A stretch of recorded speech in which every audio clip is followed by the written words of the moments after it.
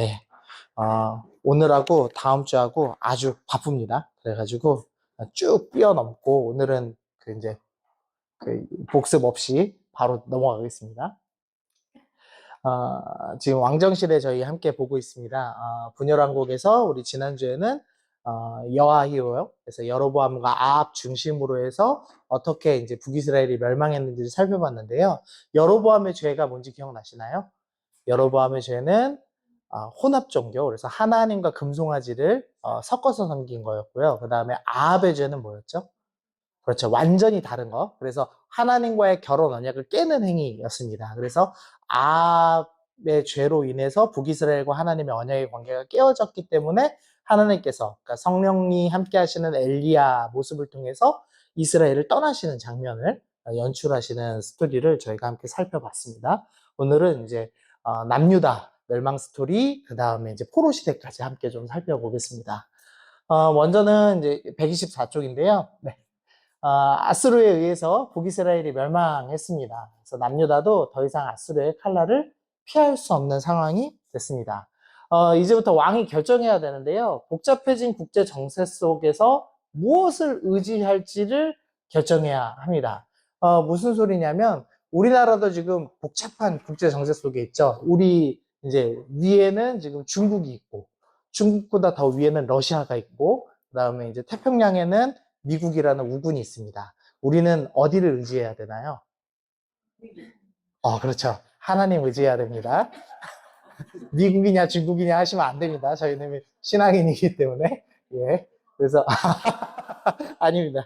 제가 오전에도 똑같은 낚시 질문 던졌는데 다들 하나님 얘기를 안 하셨는데 예. 어쨌든 여기도 마찬가지입니다. 남유다 왕은 위에 있는 아수르를 의지할 것인가 아니면 이제 이집트를 의지할 것인가가 이제 논쟁입니다. 근데 거기서 다른 것이 아니라 하나님을 의지해야 됩니다. 어떻게 생각해야 되냐면 아수르는 조공만 잘 바치면 종교 문제는 관여하지 않습니다. 물론 아수르의 조공은 상상 이상입니다. 그렇지만 이것은 우리가 우상숭배에서 하나님이 주신 벌이기 때문에 그걸 그냥 받아들이고 하나님 말씀에 순종해서 나는 다시 하나님 의지하겠노라 결정하면서 살아가는 연습을 했어야 합니다. 그런데 왕들이 이제 강대국을 의지하는 모습을 보여주죠. 그래서 왕이 누구냐의 문제에서 이집트가 왕이다, 아수르가 왕이다, 바벨론이 왕이다, 이제 이런 결정들을 하게 될 것입니다. 그래서 이후에 이제 루트가 이제 하나 성립이 되는데요. 아수르가 공격을 합니다. 그러면 속국이 돼서 조공을 바치죠. 그랬다가 그 공격했던 왕이 죽습니다. 왕이 죽으면 혹시 다음 왕은 잘 못할지도 모르니까 즉시 반란을 일으킵니다. 그러면 뒤에 왕이 다시 이 반란을 제압하고 다시 조공을 바치게 하는 스토리로 반복해서 진행할 겁니다. 하나님께서 이제 이렇게 해서 주변 민족들과 남유다를 벌주시기로 결정하셨기 때문에 이제 아수르에게 조공을 바치면서 하나님을 의지하는 시기를 겪었어야만 합니다. 근데 그렇지 않았습니다. 자, 이제 다시 좀 국제 정세 살펴보시면요. 북이스라엘 이제 멸망 직전입니다. 북이스라엘 여로보암 2세 이후에 급격히 무너집니다. 압박해오는 아수르에 대항하기 위해서 아람과 북이스라엘이 연합군을 조직합니다. 그리고 남유다 아하스를 끌어들이려고 합니다. 너희도 같이 해서 이제 아수르에게 반역하자 이제 이렇게 이야기를 하는 거죠. 좀 지도로 보시면 지금 이제 요 시기입니다. 요 시기. 근데 여기 아수르가 있고 이제 하맛은 지금 없는 시대고요. 이제 아람하고 북이스라엘이 있습니다. 그러니까 남유다까지 연합해서 아수르에게 대항하자라고 아람과 북이스라엘이 요청한 상황입니다. 근데 남유다가 여기서 동맹 연합을 해서 반아수르를 하느냐 아니면 아수르를 의지하느냐 이제 그것을 놓고 고민하는 겁니다. 근데 아하스가 이제 동맹을 거절을 했습니다. 그러니까 아수르를 의지하기로 결정했습니다. 그래서 이 동맹군, 아람과 북이스라엘 동맹군이 남유다 12만 명, 군사 12만 명 죽이고 백성 20만 명을 포로로 이제 끌고 가는 스토리가 나옵니다. 그리고 아하스는 아수르에게 도움을 청하죠. 그래서 아수르가 이제 아람을 멸망시키고 북이스라엘까지 침략하는 스토리가 이제 이후에 나오게 됩니다. 그래서 조금 자세히 보면요. 이 아수르에 먼저 내부 반란이 일어났다는 소문이 났습니다. 그래서 이제 아람과 북이스라엘이 이때 이제 아수르의 손에서 벗어나자 하면서 남유다에게 참여 요청을 하고 아하스가 거절을 합니다. 그리고 이제 동맹군이 공격을 하죠. 근데 이때 이사야가 어떤 예언을 했냐면 동맹군이 남유다를 이기지 못할 거다. 그러니까 아람과 북이스라엘이 공격해와도 남유다 네가 버틸 수 있다. 그러니까 두려워하지 말고 하나님을 의지해라 라고 이야기를 했습니다. 그런데 그러면서 이 하나님께서는 아하스가 믿음이 없는 우상숭배하는 왕이었기 때문에 이사야를 통해서 말씀하셨는데요. 너는 내 하나님 여호와께 한 징조를 구하되 깊은 데에서든 높은 데에서든 구하라 하시니 아하스가 이르되 나는 구하지 아니하겠나이다. 나는 여호와를 시험하지 아니하겠나이다. 이 무슨 소리냐면요. 이제 아하스가 믿음이 없으니까 하나님께서 너 기드온처럼 뭐 양털만 젖고 땅은 마르게 하고 아니면 땅은 젖고 양털만 마르게 했던 그런 기적이 있었잖아요. 그것처럼 너도 내가 너를 보호해 준다는 약속 지키나 안 지키나 보게 먼저 앞에 기적 하나, 징조 하나를 더 구해봐라 라고 말씀하셨습니다. 그런데도 불구하고 아하스는 나는 하나님을 시험하지 않겠다. 믿음이 있는 말처럼 보이지만 시험하지 않고 즉시로 아수르에게 도움을 청했습니다. 그래서 하나님께서 내버려 두시기로 결정하시죠. 그래가지고 이제 12만 명이나 되는 군사가 죽고 20만 명이 잡혀가는 스토리가 나오게 되는 겁니다. 그래서 아수르가 아람을 점령하게 되었습니다. 그래서 여기 보시면 아하스가 여호와의 성전과 왕궁 곳간에 있는 은금을 내어다가 아수르 왕에게 예물을 보냅니다. 그래서 다메섹을 점령하는 스토리가 나오는 거죠. 그래서 우리가 그냥 단순하게 이거 지도를 봤을 때 아수르가 맨 위에 있고 남유다는 하맛과 아랍과 북이스라엘이라는 어쨌든 완충지대를 좀 갖고 있었습니다. 그런데 지금 시대에는 지금 하맛이 이제 점령된 상태죠. 그리고 아람과 북이스라엘이라는 지금 완충지대가 있었는데 이 아하스가 아수르에게 도움을 청했기 때문에 지금 아람이 멸망한 겁니다. 이제는 이제 북이스라엘밖에 남지 않았고 다음 차례가 남유다가 된 그런 상황이 되었습니다. 자, 그리고 나서 결국 이제 북이스라엘 이제 19대 호세아가 반아수르 정책을 펼친 베가를 암살하고 친아수르 정책 펼치다가 또 똑같이 아수르의 왕이 죽자 또 조공을 거부하고 반역 일으킵니다. 그랬더니 아수르가 사마리아를 3년간 포위하고 북이스라엘을 멸망시키죠. 하나님께서 신명기 27장, 28장에서 이 축복과 저주 목록을 주셨습니다. 그러면서 하나님과 언약 관계가 깨어지고 하나님을 온전히 섬기지 않으면 어떤 일이 있느냐. 적들이 너를 포위하고 너가 자식의 살까지 뜯어먹는 일이 있을 거다. 라는 무서운 말씀을 하셨죠. 사실은 하나님 믿지 않는 모든 나라가 멸망할 때 그렇게 멸망하죠. 근데 그 말씀 그대로 사마리아가 3년간 포위되면서 그런 비참한 일들을 겪고 이제 멸망을 했습니다. 아수르의 악행을 좀 넣어놨는데요. 아수르의 어느 기념비에는 이런 문구가 있습니다. 나는 귀족들의 껍데기를 벗겼고 3,000명의 포로들을 불태워 죽였다. 나는 한 명의 포로도 남겨두지 않았다. 나는 그들의 손과 발을 자르고 호화기를 베어내기도 했다. 수많은 병졸들의 눈을 드러내기도 했고 처녀들을 통째로 굽기도 하였다. 그러니까 아수르의 잔인함은 인류 모든 역사에서 통틀어서도 가장 탑 위에 있을 만큼 악한 사람들입니다.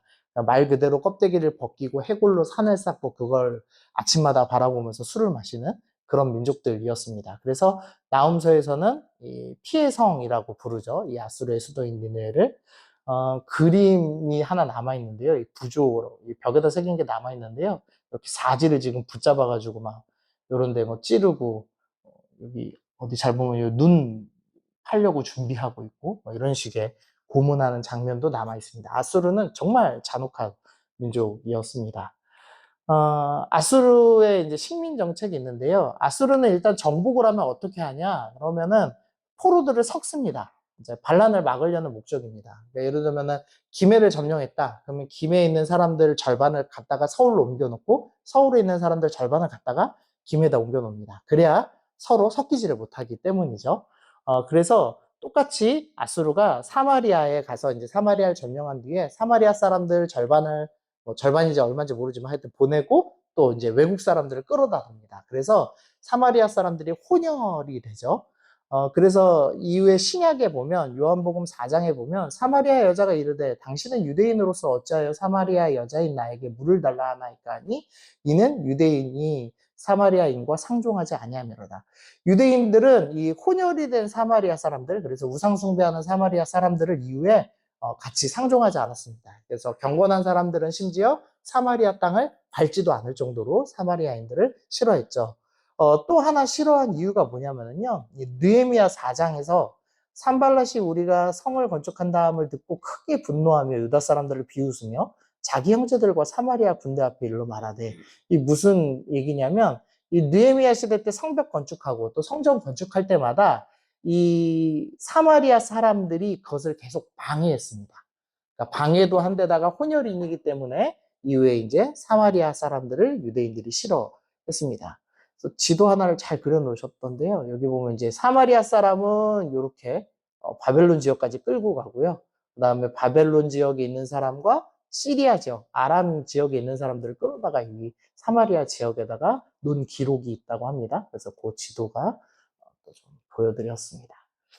자, 그리고 나서 자, 아까 말씀드린 대로 이제 이 다시 연합군 스토리에서 선지자 이사야가 연합군 두려워하지 말라고 했으나 아수르에게 도움을 청했죠. 그리고 나서 아수르가 이제 다메섹을 점령하고 다메섹에서 개선식을 합니다.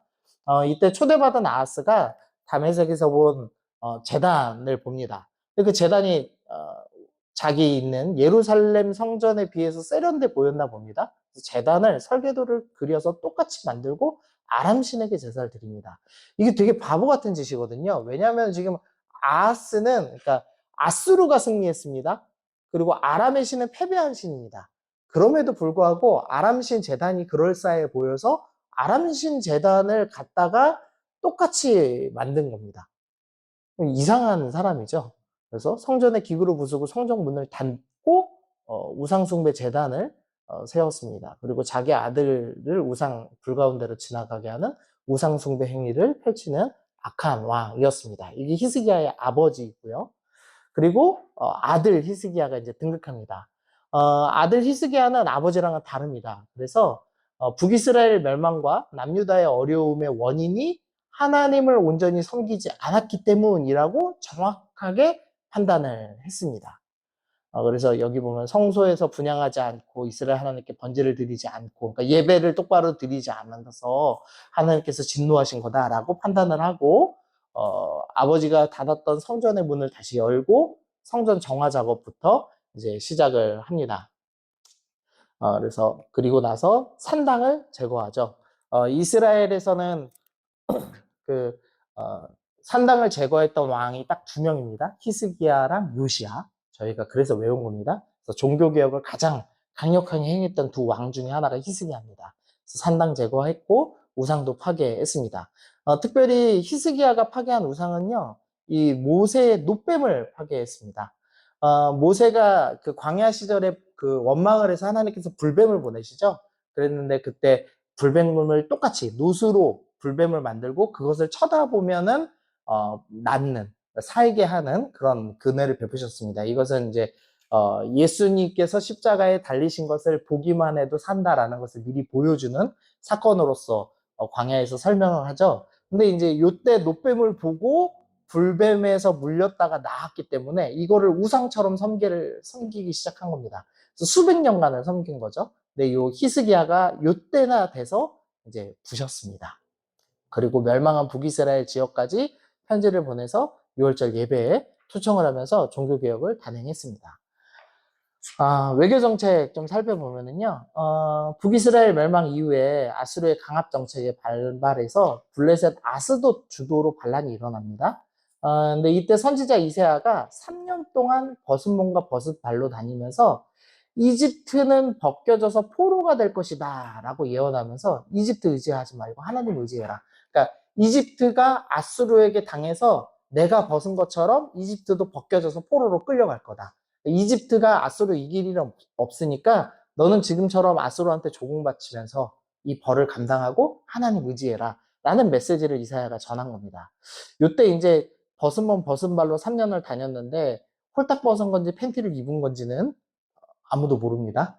학자들마다 추측이 다릅니다. 네, 저는 최소한 팬티는 입혀주셨겠지 싶긴 한데요. 그리고 이제 또 어떤 학자들은 퇴근 후에는 옷을 입었냐, 퇴근 후에도 홀딱 벗었냐를 놓고도 고민하거든요. 근데 요 3년 기간 동안에 장로들이 계속 이사야 집에 와서 말씀을 듣고 하거든요. 그래서 제가 읽은 책에는 퇴근 후에는 옷을 입지 않았겠냐, 적어도 장로들하고 있었을 때. 뭐 어쨌든 뭐 이런 웃긴 얘기도 있습니다. 어쨌든 이제 핵심은 이집트 의지하지 말아라. 그리고 하나님 의지해라 라는 스토리였습니다. 그리고 히스기야가 이사야의 메시지를 듣고 반란에 동참하지 않았습니다. 그래서 아수르에게 처음에 공격당하지 않았습니다.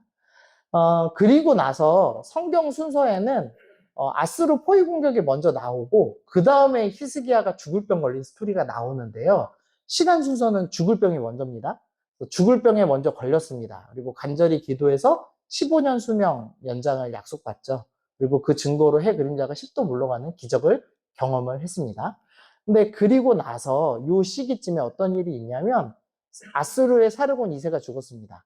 아수르의 왕이 죽으면 또 이제 반란을 일으키죠. 그래서 바벨론 중심 그리고 두로 왕 중심으로 해서 다시 반란을 일으킵니다. 또 이스라엘 지역에서는 또 이 블레셋 도시들이 이제 반란을 일으키죠. 그리고 이 반란에 역시나 이집트도 우리가 힘을 보태겠다라고 약속을 했습니다. 그러면서 당연히 이제 히스기야에게도 동참해라라고 이제 요청을 하는 거죠. 이 병 걸리고 나은 그 시기입니다. 그 시기에 바벨론의 모로닥 발라단 왕이 히스기야의 병 소식에 사절단을 보냅니다. 단순한 병 문안이 아니라 아수르 반란에 합류하라는 은근한 요청의 사절단으로 해석할 수가 있습니다. 왜냐하면 바벨론은 여기 있고 중간 가는 길에는 아수르가 감시하는 지역입니다. 근데 이 몰래 감시하는 것을 잘 피해가지고 남유다까지 와서 굳이 병문안을 한다라는 건 말이 안 되죠. 그러니까 이 병문안은 정치적 목적이 분명히 있었다라는 것을 암시할 수가 있습니다. 그리고 나서 히스기야도 이 사신단을 보고 어떻게 하냐면요. 히스기야가 사자들의 말을 듣고 자기의 보물고와 금은과 향품과 보배로운 기름과 그의 군기고와 창고의 모든 것을 다 사자들에게 보여줍니다. 그러니까 병문안 온 사람들한테 나 이렇게 잘 살아, 나 무기도 이렇게 많아라고 자랑하는 겁니다. 그냥 자랑할 이유가 없겠죠. 그러니까 바벨론이 우리 반란 일으킬 거다라고 메시지를 보내고 지금 히스기야는 나도 이렇게 돈도 있고 힘도 좀 있으니 이번에는 반란에 동참하겠다라는 메시지를 지금 보내고 있는 겁니다. 근데 이제 이게 하나님께서 싫어하시는 일이죠. 하나님 의지하지 않고 이집트를 의지해서 지금 반란을 일으키는 거기 때문에 하나님께서 선지자 이사야를 보내십니다. 그래서 이렇게 말씀하시죠. 왕궁의 모든 것과 왕의 조상들이 오늘까지 쌓아준 것들을 네가 보여준 것들을 다 바벨론으로 옮겨버리겠다라는 무서운 말씀을 하십니다. 하나님 의지하지 않았기 때문에 그걸 모두 빼앗겠다라는 말씀이었죠. 그런데 히스기야가 이상한 반응을 합니다. 히스기야가 이사야에게 이르되 당신이 전한 바 여호와의 말씀이 선언하이다 하고 또 이르되 만일 내가 사는 날에 태평과 진실이 있을진데 어찌 선하지 아니하리요. 무슨 소리냐면 히스기야가 내가 사는 날 동안 뺏기는 건 아니죠. 내가 사는 날 동안에는 평안하죠. 그러면 됐습니다. 라고 얘기하는 장면입니다. 히스기야가 참 좋은 왕이고 종교개혁한 왕이지만 좀 이기적인 왕. 그러니까 내 후대에 어떻게 되든지 내 시대에만 큰 문제 없으면 된다라고 생각하는 좀 연약한 사람이라는 것을 지금 보여주고 있습니다. 어쨌든 반란에 동참했습니다. 그래서 이제 아수르가 공격을 옵니다. 사르곤 2세가 죽은 뒤에 이제 사네립이 왕이 됐거든요. 그래서 사네립이 반란 정리 시작합니다. 그래서 먼저는 바벨론을 2년 만에 제압하고요. 이제 두로 왕이 또 주도했었죠. 그래서 두로 제압하고 또 블레셋 지역 제압합니다. 그리고 나서 남유다를 공격합니다. 근데 이때 이제 이 반 아수르 세력들이 이집트를 의지했죠. 이집트가 약속대로 공격을 옵니다. 아수르에게 패합니다. 이사야의 예언대로. 그리고 이제 히스기야는 아수르한테 더 공격당하기 전에 얼른 조공을 바치기로 결정합니다. 그래서 은 300달란트와 금 30달란트를 바칩니다. 근데 이때 성전에 입힌 금까지 긁어다가 바쳤습니다. 근데 이게 되게 슬픈 장면인 게요. 다윗이 성전 짓기 위해서 금 10만 달란트를 준비했었거든요. 솔로몬이 1년에 666달란트 모으던 나라였습니다. 근데 이 나라가 전체 재산이 30달란트가 없어서 성전에 입힌 금까지 긁어다 바칠 만큼 지금 나라의 수준이 매우 떨어져 있구나라는 것을 보여주는 그런 장면입니다. 아수르는 참 나쁜 게요. 이렇게 조공을 힘들게 바쳤습니다. 성전에 금까지 긁어다가. 그런데도 불구하고 쳐들어옵니다. 그래서 46개 도시 점령하고요. 예루살렘을 포위했습니다. 히스기야도 나름의 대책을 세우는데요. 이 실로암 터널을 만들어서 기온샘에 물을 끌어들여서 아수르군이 물 얻는 걸 방해하는 스토리가 있는데요. 뭐 이렇게 큰 스토리는 아니지만 성지순례 가시면 요거 아마 보여주실 거예요. 실로암 터널은. 그래서 혹시나 기억하시라고 넣어놨는데요.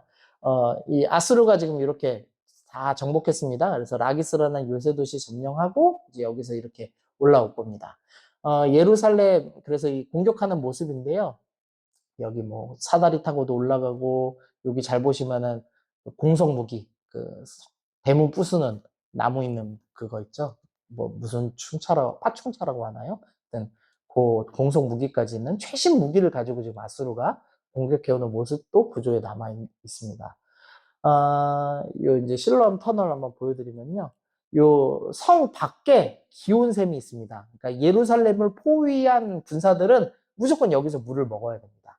그래서 히스기야가 이렇게 아주 천천히 물이 빠지도록 이렇게 터널을 만들어서 이 물이 이제 요 예루살렘 성 안에 있는 실로암이라는 저수지, 그러니까 자연 연못이 아니라 저수지를 만들어서 거기에 물이 모이도록 했습니다. 나중에 실로암은 예수님께서 눈먼 자가 눈뜨게 하는 그 장소죠. 그러니까 성전에서 정결 예식을 집단으로 할 수 있게 만들어 놓은 곳이었습니다. 그래서 뭐 지도로 보시면 기온샘은 여기고요. 여기서 물을 살짝 끌어다가 이렇게 실로암까지 모이도록, 그래서 전쟁에서 최대한 버텨보려고 이런 이제 터널까지 준비를 해서 꼭 성지순례 가면 보실 겁니다. 근데 어쨌든 그럼에도 불구하고 아수르의 공격을 이겨낼 수가 없었습니다. 아수르의 신하 랍사게가 예루살렘이 들을 수 있도록 히브리 말로 사람들한테 이야기를 합니다. 히스기야가 하나님이 구원해 주신다고 말하더라도 믿지 말고 항복하라는 내용을 히브리 말로 했습니다. 그래서 랍사게의 편지를 받은 히스기야가 편지를 들고 성전에 가서 편지를 펴놓고 그제서야 하나님, 제가 하나님 의지하지 않고 이집트 의지하다가 이런 일 당했습니다라고 회개하며 기도를 하죠. 그래서 하나님께서 그 기도를 이제 들어주십니다. 그리고 나서 선지자 이사야를 통해서 아수르가 포위 공격을 풀고 돌아갈 것이라고 약속해 주시고, 그날 밤에 여호와의 사자가 아수르를 쳐서 18만 5천 명이 죽는 스토리가 성경에 나옵니다. 역사가들은 아마 주의에 의해서 그 흑사병 걸린 것 아니냐 이제 이렇게 추측을 하기도 합니다. 어쨌든 하나님 의지하지 않다가 큰 코 다치고 마지막에라도 회개하고 하나님 의지하여서 아수르에게 멸망을 당하지 않고 이제 히스기야 스토리는 마무리가 됩니다.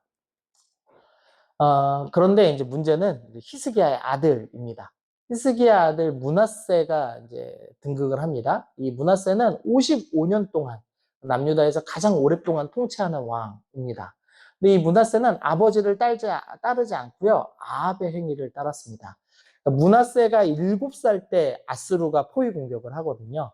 그러니까 아마도 그 아수르의 화려한 군대, 최신 무기를 가지고 이 예루살렘을 에워싼 그 모습과 자기 아버지의 군대의 그 볼품없는 모습, 이걸 보면서 아마도 큰 충격을 받았던 것 같습니다. 그래서 나는 아수르를 따라야 되겠다, 하나님 따르지 않아야 되겠다, 아마 이런 결정을 했던 것 같습니다. 그래서 7살 때 공격당하고요. 여기서 이제 말씀이 있죠. 아합의 행위를 따라 바알을 위해 제단을 쌓았다라는 표현이 있습니다. 우리 말씀드렸지만 여로보암의 죄를 지었다라는 것은 혼합 종교였지만 아합의 죄를 따랐다는 것은 하나님을 버렸다였죠. 므낫세가 결혼 언약을 깨고 공식적으로 바알, 우상, 하나님 섬기지 않고 우상을 섬기기로 결정한 겁니다. 그러면서 이제 산당도 다시 세우고요, 바알 제단도 세우고, 아수르가 주인으로 섬기던 1월 성신도 다시 섬기고, 자기 아들 번제로 드리고 점쟁이와 무당을 신임합니다. 그래서 므낫세의 영향으로 백성들까지도 우상숭배에 완전히 빠져들게 됩니다. 그래서 전승에 의하면은 이때 이제 선지자 이사야도 톱으로 죽임이 당했다는 기록이 있습니다. 그래서 히브리서에서는 믿음의 사람이 톱으로 켜서 죽임 당했다는 스토리가 나오죠. 이게 이사야 선지자라고 생각을 합니다. 이 이사야는 할아버지 아하스 때부터 사역한 선지자고, 학자들의 추측에 의하면 왕족으로 추측하거든요. 친척이었을 수도 있는 이 노 선지자, 나라를 위기에서 구했던 그 노 선지자를 톱으로 죽이면서까지도 이렇게 좀 심각하게 이제 종교적으로 탄압을 하고 타락하게 했던 왕이 므낫세였습니다. 종교적으로만 타락하는 게 아니라 사회 경제적으로도 항상 타락이 있죠. 그래서 힘 있는 자들은 약한 자들을 바꿔지고 했습니다. 그러니까 경제적으로 정의가 사라집니다. 법정에서도 정의를 행하지 않아서 우두머리들이 뇌물을 취하고 재판을 합니다. 심지어는 종교 지도자들까지. 그래서 제사장들이 삭슬을 위해서 교훈합니다. 그러니까 돈 받고 그 돈 준 사람이 원하는 메시지를 전달할 줄 만큼 심각하게 타락했습니다. 그리고 아카나 므낫세가 무지한 자를 많이 죽여서 피가 그 땅에 가득했다라는 구절이 있을 만큼 완전히 이제 사회 경제적으로도 타락했습니다. 그래서 하나님께서 므낫세가 여호와를 경록케 한 그 모든 경로 때문에 이 성전을 버리겠다라고 하시죠. 그러니까 므낫세 때문에 유다의 심판이 확정되는 겁니다.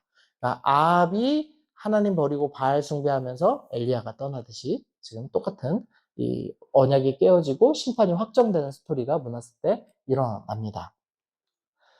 그리고 나서 독특한 점이요. 하나님께서 이 므낫세를 심판하기를 결정하셨습니다. 그래서 아스루에 의해서 포로로 끌려가는 스토리가 나옵니다. 이 므낫세 입장에서는 되게 억울한 겁니다. 왜냐하면 자기는 친 아스루였거든요. 그래서 1월 성신까지 아스루의 신들까지 섬겼는데 말년에 아스루에게 뒤통수 맞고 지금 포로로 끌려가게 된 겁니다. 그제서야 이제 회개를 하죠. 그리고 아버지가 믿었던 하나님께 기도합니다. 근데 하나님이 이 기도를 들어주세요. 가장 악한 왕의 기도를 들으시고 그가 다시 돌아오게 하시죠. 그래서 그제서야 이제 우상을 자기가 만들었던 우상을 제거하고 하나님을 섬기는 스토리가 약간 있습니다. 하지만 이제 자기가 해놨던 그 모든 악행을 완전히 되돌리지는 못하죠. 그래서 제가 여기 이제 그 므낫세와 요시야 하나 넣어놨는데요. 죽기 전에만 믿으면 된다라는 생각 가진 분들이 있죠. 제가 이건 설교 한번 했으니까 4부 때. 여기는 또 4부 나오시는 분들이 많네요. 그래서, 믿지 않고 이제 열심히 타락하면서 살다가 죽기 직전에 믿으면 제일 행복한 거다라는 생각을 하는데, 믿지 않는 삶은 항상 영향력이 있습니다. 믿는 삶도 영향력이 있고, 믿지 않는 삶도 영향력이 있습니다. 그래서 내가 열심히 타락해서 살다가 마지막에 예수님 믿으면 어떻게 되냐? 내 믿지 않았던 삶이 영향력이 있어서 나의 자녀들이 내가 다스리는 사람들은 심판으로 이를 수도 있다라는 무서운 스토리가 나오죠. 그래서 므낫세가 자기는 회개했지만 므낫세가 다스리던 나라는 결국 심판의 길로 들어섰습니다. 근데 반면 이제 이후에 므낫세의 손자 요시아는 심판이 이미 결정된 시대의 왕이었지만 하나님을 온전히 찾고 종교개혁을 일으키죠. 그래서 하나님께서 요시아에게는 축복을 주셨는데 야, 너가 사는 날 동안 심판이 일어나지 않게 하겠다라고 심판을 미루셨습니다. 그래서 하나님 믿는 사람들은 영향력이 있어서 나의 공동체가 심판받지 않도록 심판을 미룰 수도 있다라는 것을 보여줍니다. 그래서 안 믿고 최대한 즐기다가 나중에 죽기 직전에 믿어야지 그거 이제 되게 안 좋은 거다. 이제 이렇게 생각하시면 좋겠습니다. 자, 넘어가서 이제 요시아 스토리 나와 보겠습니다. 국제 정세에 좀 변화가 일어납니다. 이집트까지 정복했던 아수르가 이제 왕이 죽고요. 왕자의 난이 일어나면서 내부 분열이 시작이 됩니다. 근데 이때 이제 장군이었던 나보폴라사르라는 사람이 반란을 일으키고 바벨론의 왕이 됩니다. 그리고 반아수르 정책을 펴던 이집트는 바벨론의 무서운 기세를 막기 위해 아수르를 도와 메소포타미아 지역에서 바벨론을 막습니다. 또 이게 무슨 소리냐면요. 아수르가 약해진 틈을 타서 장군이 바벨론의 왕이 됩니다. 그리고 나서 어떻게 되냐면 메대와 결혼 동맹을 맺습니다. 자기 아들인 느부갓네살과 메대의 공주를 결혼시킵니다. 그리고 둘이서 아수르를 공격하기 시작합니다. 근데 이집트 입장에서 보니까 이제 남유다는 너무 약해서 보호막이 안 되잖아요. 이전에는 아수르가 자기 원수여서 아수르한테 공격당했는데 이제는 새로운적인 바벨론한테 공격당할 위기가 온 겁니다. 그러니까 거꾸로 이집트가 아수르를 도와야지만 자기가 사는 상태가 돼서 이집트랑 아수르가 동맹을 하고 바벨론과 메대가 독립을 해서 연합을 해서 서로 싸우는 국제 정세의 변화가 일어났습니다. 그래서 아수르가 이제 더 이상 영향력이 없는 나라가 된 상태입니다. 그래서 강대국들이 치고받는 상태에서 요시아가 왕이 됐습니다. 므낫세 아들 아몬은 2년 만에 반역에 의해 죽었고요. 므낫세의 손자 요시아가 8살에 왕이 됐습니다. 그 다음에 16세부터 이제 하나님을 찾기 시작하고, 그 다음에 아수르의 왕이 죽은 다음 해부터 종교 개혁을 시작합니다. 그러니까 요시아가 눈치 보고 있었던 것 같아요. 왜냐하면 할아버지 그 므낫세가 1월 성신, 그러니까 아수르의 신들을 섬겼는데 그걸 아수르의 눈치를 안 보고 없앨 수가 없으니까 참고 있다가 아수르의 왕이 죽자마자 이제 종교 개혁을 시작합니다. 그래서 성전을 정결하게 하면서 이제 출발을 하죠. 그러면서 요시아는 여호와의 성전에 있는 아세라상을 가루로 만들고 성전에 있는 남창의 집을 헐고 아하스와 므낫세가 성전 안에 세운 제단도 가루로 만듭니다. 이 요시아의 이 종교개혁의 특징은요, 빻아서 가루로 만드는 겁니다. 다시는 우상숭배 못하게 완전히 없애버리는 겁니다. 그러니까 적당히 부수는 수준이 아니라. 그래서 뭐 성경 읽으면 계속 빻아서 뭐 가루로 만들어 어디에 뿌리고 그 스토리가 계속 나옵니다. 그래서 우상청결한 스토리인데요. 이제 할아버지 므낫세가 자식을 번제로 드렸던 흰놈의 골짜기가 있습니다. 뭐 성경에 흰놈의 골짜기라고도 부르고 흰놈의 아들 골짜기라고 부르는데 동일한 지역입니다. 이 지역을 더럽게 했습니다. 이거는 종교적 성지로 이용할 수 없도록 만들었다는 의미인데요. 일단은 그 흰놈의 아들 골짜기에 그 우상 사당이 있었는데 그것을 이제 다 허물고요. 그다음에 쓰레기장 그리고 동물과 죄수의 시체 화장터로 사용을 했습니다. 그래서 전승에 의하면 처음 그 우상 숭배에 관련된 걸 싹 부수고 그다음에 쓰레기 잔뜩 집어넣고 불을 태웠다고 합니다. 그런데 그 불이 7일 동안이나 불이 탔다고 합니다. 그리고 쓰레기장이었기 때문에 구더기와 벌레도 가득했고요. 그래서 사람들이 그때부터 이제 흰놈의 아들 골짜기 보면서 우상 섬기던 자들은, 죄인들은 저렇게 7일이나 불탈 정도로 불이 가득한 곳에 들어갔겠구나 라고 생각하기 시작했습니다. 그래서 이때부터 지옥이 불구덩이다, 그리고 지옥은 구더기나 벌레가 괴롭히는 곳이다 라는 개념이 처음 생겨난 겁니다. 이전에는 지옥을 불구덩이라고 생각하지 않았습니다. 그리고 실제로도 지옥은 불구덩이 아닙니다. 안 해도 되죠? 제가 뭐 해야 될까요? 지옥은 몸이 가는 곳이 아니라서 불타지 않습니다. 영만 가잖아요. 재림하시기 전까지는 영만 가니까 불구덩이 아닙니다. 그러니까 만약에 불구덩이라면 그 복음서에서 그 부자와 거지 나사로 예화가 있죠. 그때 이제 부자는 지옥에 가고 거지는 나사로는 천국에 가죠. 근데 그 부자가 불구덩이 속에서 뭐라고 요청하냐면 그 아브라함한테 그 나사로의 손 끝에 물 한 방울만 찍어서 내 혀끝을 서늘하게 하소서라는 요청을 하거든요. 불구덩이에서 제일 고통스러운 거는 불에 타는 거여야 됩니다. 화상이어야 됩니다. 근데 부자가 제일 고통스러워하는 건 뭐냐면 혀끝을 서늘하게 해주소서. 즉 갈증이 가장 큰 고통이라고 호소합니다. 그러니까 불구덩이에 있다는 표현을 하는 것은 이 표현 때문인 거지, 실제로 지옥에서 느끼는 갈증은 물이 없는 갈증, 하나님, 물에 그누신 하나님과 단절돼서 느끼는 갈증이라고 설명을 하는 겁니다. 그래서 물리적으로 고통당한대 라고 생각하실 필요가 없습니다. 요때 생긴 개념이라는 거 그것만 기억하시면 됩니다. 그래서 흰놈의 아들 골짜기를 헬라어로 표현하면 게헨나입니다. 흰놈의 아들, 뭐 골짜기 놈이더라고요. 그래서 게헨나라는 용어가 지옥이라는 용어로 대체돼서 요시아 때부터 사용되기 시작을 했습니다. 요시아가 우상을 척결할 때요, 솔로몬이 세운 사당과 여로보암이 세운 제단과 산당을 헐었습니다. 여기 보면은 또 예루살렘 앞 멸망의 산 오른쪽에 세운 산당들을 왕이 더럽게 했습니다. 이는 솔로몬이 시돈 사람의 가증한 아스다돗과 모압 사람의 가증한 그모스와 암몬 자손의 가증한 밀곰을 위에다 세운 것이다. 무슨 소리냐면 솔로몬 왕 이후에 솔로몬이 예루살렘 앞산, 그러니까 이 하나님 면전에다가 우상 숭배하는 산당을 건립했습니다. 그래서 멸망의 산이라고 부르죠. 근데 그 앞에다 건축해 놓은 것을 어떤 왕도 부수지 않은 겁니다. 그러니까 300년 동안 한 번도 우상 숭배가 멈추지 않고 지속됐다라는 것을 보여주는 스토리가 나오는 거죠. 그랬다가 요시아가 드디어 이제 우상 숭배를 척결했습니다. 그래서 하나님이 이뻐하시죠. 그리고 아까 이제 흰놈의 아들 골짜기 없앴다고 말씀드렸죠. 그런데 요시야의 첫 번째 아들 여호와김 때 예레미야가 흰놈의 아들 골짜기에서 하나님 메시지 전하는 스토리가 다시 나옵니다. 그러니까 요시야는 가루로 만들고 불태웠는데 아들이 다시 그것을 재건한 것으로 보입니다. 그러니까 이스라엘 사람들, 이 남유다 사람들도 얼마나 악했는지 우상숭배에서 가루로까지 다 없앴는데 다시 자기네 돈 들여서 재건할 만큼 우상숭배에 철저하게 물들어 있었다라는 것을 보여주는 모습입니다. 자, 이제 계속 종교개혁 스토리 보겠습니다. 요시야가 이제 20살 때부터 종교개혁을 했죠. 26살 때 성전 보수를 시작했습니다. 성전 보수 중에 대제사장 힐기야가 율법책을 발견했습니다. 학자들은 므낫세 박해 시절에 이 율법책을 성전에 숨겨둔 것으로 추정합니다. 그 므낫세가 이제 성전 문을 완전히 닫았으니까요. 대제사장이 찾았답니다. 어디에 숨겨놨을까요?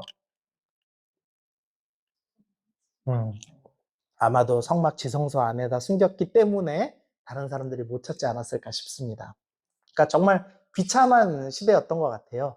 이 성경 한 권을 남기려고 대제사장이 그 속죄일도 아닌데도 거기를 들어가서 어떻게든 성경을 남기려고 숨겼던 아마 그런 스토리가 있었겠죠. 요때 이제 율법책을 신명기로 추정을 합니다. 왜냐하면 이후에 요시아의 개혁이 다 신명기 스토리가 많기 때문에 그렇게 추정을 합니다. 신명기 27장 28절의 축복과 저주 부분을 아마도 읽은 것 같습니다. 그리고 큰 충격을 받죠.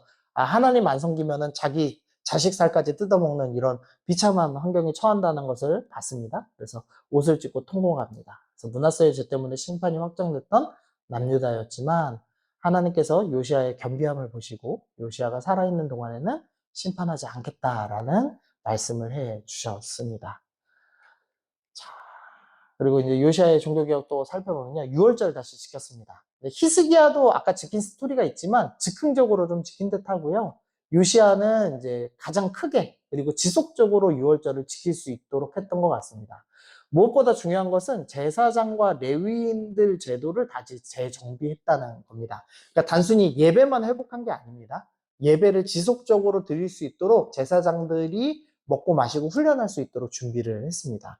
그래서 이때 준비된 이제 제사장 제도를 통해서 영적인 리더들이 준비됩니다. 그래서 요시야 시대 이후에 이제 바로 포로 시대가 시작되죠. 그때 제사장 출신 에스겔 또 제사장 출신 에스라가 영적으로 이제 포로 시대와 다시 돌아와서 귀환한 이후의 시대의 영적인 것을 책임을 집니다. 이게 사실은 되게 중요한 겁니다. 그래서 우리가 제도를 개혁해서 나만 예배 잘 드리는 것이 중요한 게 아니라 이후에 다음 세대들이 말씀을 계속 들을 수 있도록 이 제사장들은 이 말씀을 계속 전할 수 있는 사람들이잖아요. 그래서 그런 사람들을 준비하는 게 중요한 겁니다. 우리 교회 같은 경우도 뭐 교회 가면은 어떤 분들은 왜 가난한 사람들 돕지 굳이 뭐 신학교에 이렇게 헌금합니까? 이런 분들 있어요. 간혹 보면 주보에 저희도 저희 신학대학원 후원을 하잖아요. 신학대학원 후원 안 하면은 다음 세대 되면은 말씀 못 듣습니다. 지금 제가 2013년도에 입학했는데 그때 신학생이 90명이었어요. 근데 지금 40명 안 됩니다. 그래서 지금 교회들이 부교육자를 못 구하고 있습니다. 목사님, 지금은 전도사님들 못 구하는 거 먼저 시작이고요. 제가 볼 때는 한 20년 지나면 목사님들 못 구할 것 같아요. 부목사님들 힘들어질 것 같고, 이제 제가 이제 은퇴할 정도가 되면, 한 30년 정도가 되면 아마 담임 목사 못 구하는 데 생기지 않을까 싶어요. 지금 추세라면은 뭐, 저희 교단은 뭐 확실하고요. 총신도 비달 시작했습니다. 심각한 수준이에요. 그래서 제사장 제도와 레인 제도 정비하는 개혁은 되게 장기적으로 중요한 개혁입니다. 그래서 우리 교회가 사실은 그런 신학생들을 좀 돕는 그리고 목회자들을 계속 양성하는 섬김도 좀 계속 있는 거는 참 좋다고 생각을 합니다. 어쨌든 이제 그랬고요. 근데 이제 요시아의 죽음 살펴보겠습니다. 바벨론에 의해서 패배한 아수르의 패장병들이 갈그미스에 모였습니다. 지도를 좀 보시면은요.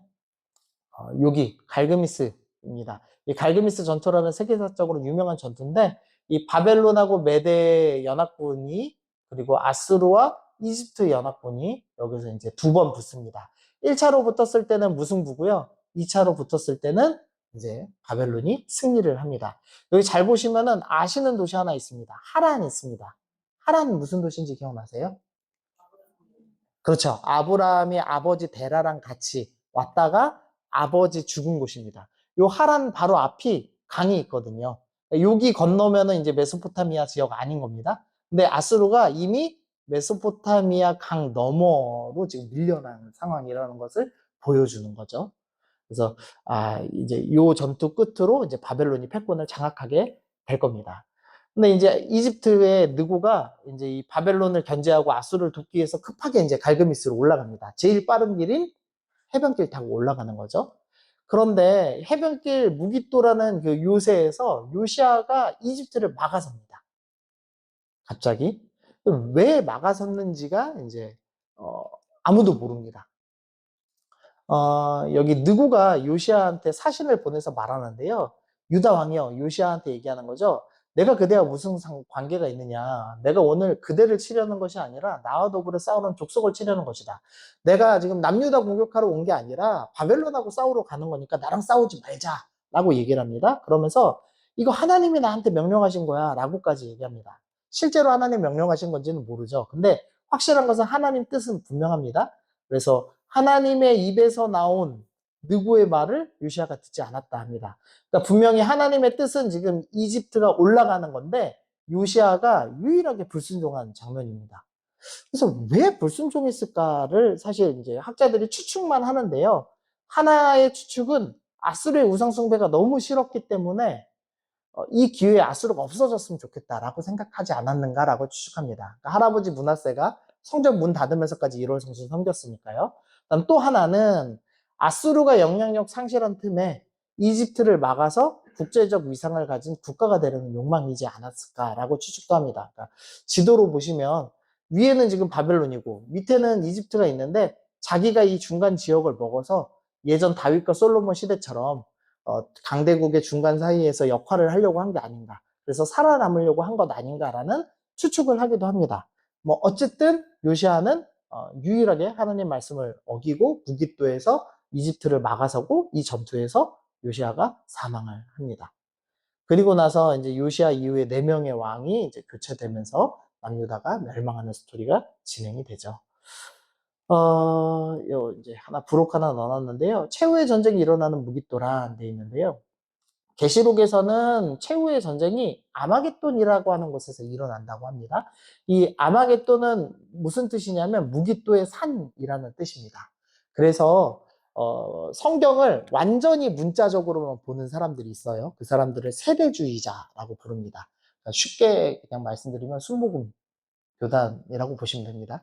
거기는 이제 문자적으로 봅니다. 그래서 계시록에서 무기또의 산에서 전쟁이 일어난다고 써 있으니까 최후의 전쟁은 이스라엘에서 일어날 거야 라고 이제 생각을 합니다. 그래서 그 사람들은 이스라엘에서 전쟁 나면은 막 난리예요. 기도하고. 지금도 아마 혹시 카톡 안 받으셨어요? 저는 좀 오더라고요. 이스라엘을 위해서 기도해야 된다고. 그렇게 이제 최후 전쟁이 일어날까 봐 겁내는 겁니다. 근데 문제는요. 무기또에 산이 없습니다. 무기또의 산에서 최후 전쟁이 일어날 거야 하는데 무기또에 산 없습니다. 그러니까 이거 실제 지명 아닙니다. 그러니까 무슨 의미냐면 이 무기또라는 지역은 항상 하나님의 백성을 억압하려는 자들이 공격하는 주요 도시였거든요. 그래서 하나님의 백성과 원수들이 대결하는 장소라는 상징적 의미가 있는 겁니다. 그래서 그런 최후의 전쟁이 일어날 거야. 요걸 설명하는 의미지 그게 정말 무기또에서 일어난다는 의미는 아닌 겁니다. 그래서 하나님의 종들과 대적자들의 전쟁터를 상징하는 무기또라는 지명을 사용해서 그때처럼 이제는 마지막 전투가 일어날 거야를 보여주는 스토리로 돼 있는 겁니다. 그래서 무기또 보시면은 이거 아마겟돈 근데 이거 문자적으로 해석하면 안 돼. 이렇게 생각하시면 될 것 같습니다. 자, 그리고 이제 포로 시대 보겠습니다. 제가 9시 한 10분까지 할 겁니다. 아침대로 하면. 여호와의 날입니다. 이스라엘도 언약 관계가 깨어지면 세상 다른 나라들과 차이가 없어지고 법대로 죄를 지으면 진멸당합니다. 전에도 말씀드렸죠. 그래서 선지자들은 진멸당하는 그날을 여호와의 날, 그날이라는 표현을 합니다. 여호와의 날은 1차적으로는 남유다의 멸망을 의미하고요. 2차적으로는 종말의 때를 의미합니다. 그러니까 여호와의 날 하면은 이 선지자들은 남유다의 멸망에 대한 주로 스토리를 얘기하지만 동시에 최후에 예수님 재림 이후에 그 아마겟돈 전쟁 나는 그때를 얘기하는 그 마지막 날로 보시면 됩니다. 근데 어쨌든 1차적인 이 남유다의 멸망이 드디어 이제 가까이 왔습니다. 그래서 요시아가 죽은 이후에 이제 심판이 오는 거죠. 어, 그래서 먼저 이제 17대 여호아스입니다. 요시아의 갑작스러운 죽음 이후에 백성들이 요시아의 둘째 아들 여호아스를 왕으로 세웠습니다. 그러니까 이집트는 올라가고 그 중간에 이제 왕을 세웠습니다. 근데 이 1차 갈그미스 전투에서 바벨론하고 이집트가 무승부를 겨두거든요. 이집트가 내려왔는데 남유다에서 나를 막았던 요시아의 아들을 왕으로 세운 겁니다. 그래서 요아하스를 내려버리고 그 다음에 다른 왕을 세우죠. 그러면서 전쟁에 대한 벌금으로 은 100달란트와 금 1달란트를 조공으로 바치게 합니다. 이게 되게 비참하죠. 아까 30달란트 없었다고 했는데 지금 1달란트도 없습니다. 완전히 이제 나라가 망한 지경에 이르렀습니다. 그래서 이 계보를 보시면요. 제가 책에 오타 냈더라고요. 여기 15대로 돼 있죠. 요시아 16대입니다. 제가 오타를 좀 큰 실수를 했습니다. 그래서 16대고 그 다음에 요하난이라는 아들이 있었다고 돼 있는데 실제로 그 뒤로 나오지 않아서 아버지보다 먼저 죽은 걸로 봅니다. 그래서 첫째 아들, 둘째 아들, 셋째 아들로 보는데요. 요 둘째 아들 여호하스가 먼저 17대입니다. 백성들은 요 둘째 아들을 먼저 세웠습니다. 그것은 첫째 아들이 뭔가 문제가 있단 말이겠죠. 그리고 그 다음에 첫째 아들인 여호와김, 그리고 여호와김의 아들인 여호와긴이 19대, 마지막으로 시드기야 셋째 아들이 마지막 남유다의 왕이 되면서 마무리가 될 겁니다. 두 번째, 그래서 이제 18대 여호와김입니다. 여호와하스가 내려오고 여호와김이 이제 왕이 됐습니다.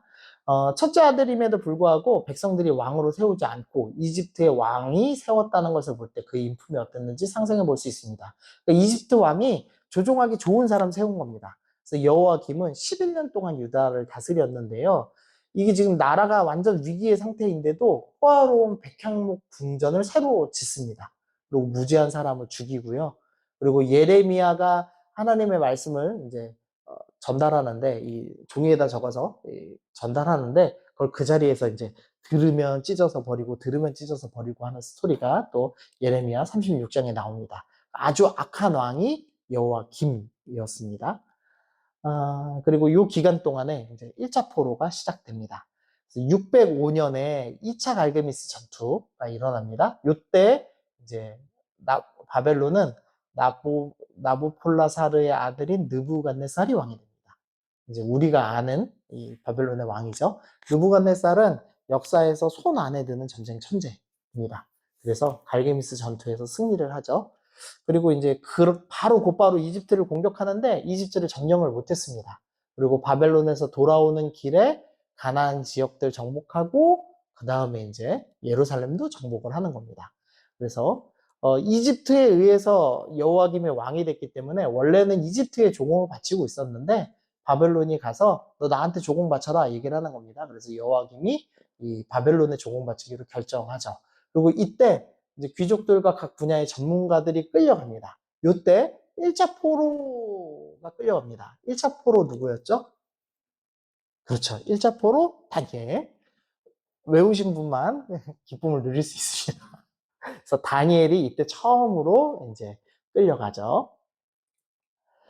자, 그리고 나서 601년에 바벨론이 아까 605년에 첫 번째 포로였죠. 4년 뒤입니다.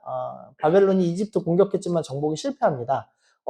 이집트가 바벨론한테 안 졌네? 그것만 보고 가나안 지역 국가들이 이집트가 이길지도 몰라라는 생각을 하고 바벨론을 또 반역을 합니다.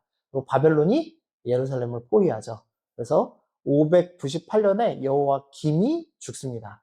근데 이게 포위당한 상태에서 여호와김이 죽거든요. 그래서 바벨론이 죽였는지 신하들이 죽였는지를 모릅니다. 학자들 추측은 신하들이 죽였을 걸로 봅니다. 그러니까 무슨 소리냐면 여호와김의 바벨론에게 끝까지 대항하려고 하는데 예루살렘 포위당해서 다 죽게 생겼으니까 왕 죽이고 이제 바벨론에 항복하자라는 결정을 했던 것 같습니다. 그래서 이제 여호와김 아들 여호와긴이 이제 18세에 왕이 됩니다. 그래서 3개월 동안 포위된 유다를 다스린 겁니다. 뭐 사실 다스렸다 볼 수도 없죠. 그래서 이때 이제 항복 절차를 밟아서 항복을 한 것 같습니다. 그래서 바벨론에서 여호와긴 왕하고 신하하고 내시하고 지도자하고 7,000명의 용사와 1,000명의 대장장이들, 쉽게 말하면 공돌이들, 전문 기술 있는 사람들, 그리고 글씨 아는 사람들 싹 다 잡아간 겁니다. 그리고 이때 이제 성전의 금그릇도 다 갖고 가죠. 그리고 2차 포로니까 누가 잡혀갔을까요? 그렇죠. 에스겔도 이때 이제 포로로 잡혀가는 겁니다. 그래서 여호와긴은 이 바벨론 왕 에올 무로닥 즉위 이후에 선처를 베풀어서 감옥에서 나옵니다. 그러니까 바벨론에게 반항하지 않고 항복했기 때문에 선처를 베푼 것 같습니다. 그래서 그 뒤에 왕의 음식을 공급받는 스토리가 나옵니다. 그래서 이것을 학자들은 유다가 회복될 거다라는 것을 하나님이 보여주시기 위해서 여호와긴을 풀어주시는 사건을 허락하신 것 아닌가라고 생각을 합니다. 자, 그 다음에 이제 마지막 왕 시드기야입니다. 느부갓네살이 여호와긴 잡아가고 요시아의 셋째 아들 시드기야를 왕으로 세웠습니다. 시드기야는 11년간 통치합니다. 그래서 예레미야한테 조언을 구하기도 하지만 실행에 옮기지 못하는 우유부단한 왕으로 나옵니다. 그래서 친아들은 이제 지금 그 바벨론 친이집트 세력이었어요. 그래서 이집트에게 붙읍시다라고 얘기를 합니다. 그런데 이제 예레미야는 뭐라고 얘기하냐면 바벨론에게 항복합시다라고 예언을 하죠. 그러니까 계속 지금 하나님께서 선지자들을 보내서 하시는 메시지는 너희한테 주어지는 심판 그냥 당해라. 그리고 회개하고 하나님을 의지해라. 그러면 최소한 죽지는 않는다. 이제 이런 메시지를 전달하신 겁니다. 그런데 이제 결국은 친이집트를 하죠. 그래서 결국엔 바벨론이 다시 쳐들어옵니다. 그래서 다시 포위당합니다. 음식이 다 떨어지고요. 86년 7월에 성벽이 무너지자 시드기야가 탈출해서 계곡 쪽으로 도망가다가 붙잡힙니다. 그래서 느부갓네살은 그가 보는 앞에서 아들을 죽이고 두 눈을 뽑습니다. 네가 마지막 보는 장면이 네 자식 죽는 거여라 이렇게 해서 죽여버리는 거죠. 그리고 죽을 때까지 감옥에 갇혀서 살면서 비참한 인생을 마무리합니다. 이때 이제 3차 포로로 800명이 또 끌려갑니다. 그러니까 이제는 끌고 갈 사람이 1000단위도 안 남았습니다. 그리고 이제 요 시기에 완전히 예루살렘을 파괴해 버립니다. 성에 불 지르고요. 그 다음에 조금이라도 갓 나가는 거 다 갖고 갑니다. 그래서 예레미야의 예언, 네가 지금이라도 항복하면 살 거지만 아니면 다 파괴될 거다라는 이 예언이 완전히 일어나고 성벽도 이때 허물어져 버렸습니다. 그리고 582년에 이제 포로가 추가로 또 끌려간 기록이 있어서 총 4번 포로가 잡혀가는 것으로 마무리가 됩니다. 이제 포로로 다 잡혀갔고 예루살렘 성도 무너지고 성벽도 무너졌습니다. 그러니까 이제 하나님 백성들이 질문을 하기 시작하는 겁니다. 도대체 하나님의 임재 장소인 성전이 어떻게 무너질 수 있지? 이 하나님께서 임재에 계실 때는 죄인들이 성소 안에 들어가면 어떻게 됐죠? 죽었습니다. 그래서 제사장들, 대제사장이 지성소 들어갈 때 방울 달고 끈 달고 들어갔다고 그랬죠. 사람이 들어가면 죽으니까요. 아니, 그 정도로 하나님의 임재 장소인데 너무 쉽게 악인들한테 허물어진 겁니다. 근데 이제 질문을 해야죠. 하나님 진짜냐 아니냐? 이스라엘 백성들이 먼저 갖고 있었던 생각이요. 성전이 있는 예루살렘은 절대 정복되지 않는다는 시온 불가침설을 믿었습니다. 이 시온은 예루살렘의 다른 이름이죠. 그런데 하나님께서는 이런 잘못된 믿음에 대해서 선지자 예레미야를 통해서 이 성전이 사사시대에 멸망한 실로처럼 되게 하겠다라고 이미 말씀을 해두셨습니다. 이전 시대에도 이미 사례가 있었죠. 하나님 온전히 안 섬기면 언약궤 끌고 나가도 내가 실패하게 하겠다라는 것을 이미 보여주셨었죠. 근데 그 예언대로 지금 예루살렘이 무너졌습니다. 근데 그럼 어떻게 무너진 거냐? 그 답을 이제 선지자 에스겔이 이제 줍니다. 에스겔이 환상을 보는데요. 592년에 날짜도 좀 비교적 정확히 적어놨습니다. 에스겔은 확실히 튈 겁니다. 그래서 어쨌든 첫 번째로 질투의 우상 아세라 목상이 성전에 있는 환상을 보고요. 두 번째로는 짐승과 벌레의 우상들, 이집트에서 숭배되었던 것들을 보고, 세 번째로는 담무스라는 바벨론의 식물에 관련된 신을 보고, 네 번째로는 태양을 숭배하는 아수르의 신이죠. 그러니까 가나안의 우상들, 이집트의 우상들, 바벨론의 우상들, 아수르의 우상들이 성전에 가득한 모습을 환상으로 보여주면서 너네 하나님을 섬기는 게 아니라 우상 섬겼기 때문에 망한 거야 라는 것을 보여주십니다. 그러면서 또 하나의 환상을 보는데요. 그룹에 머물러 있던 이스라엘 하나님의 영광이 성전 문지방에 이르르는 모습을 봅니다.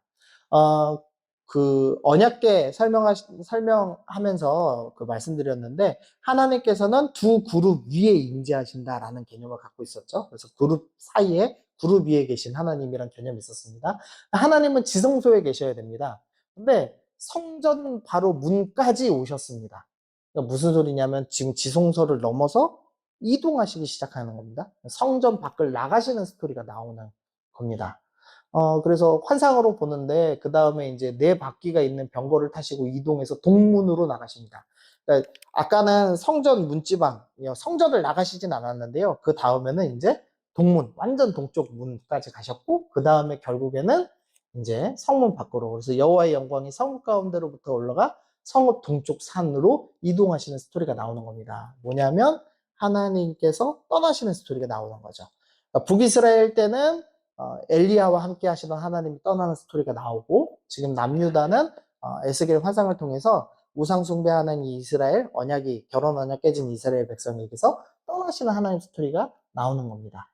그래서 하나님께서 우상 숭배, 죄악이 가득한 성전에 머물지 않으시고 떠나가는 스토리입니다. 그래서 하나님의 임재가 없는 성전은 건물에 불과하기 때문에 무너졌다라는 것을 설명을 해주고 있습니다.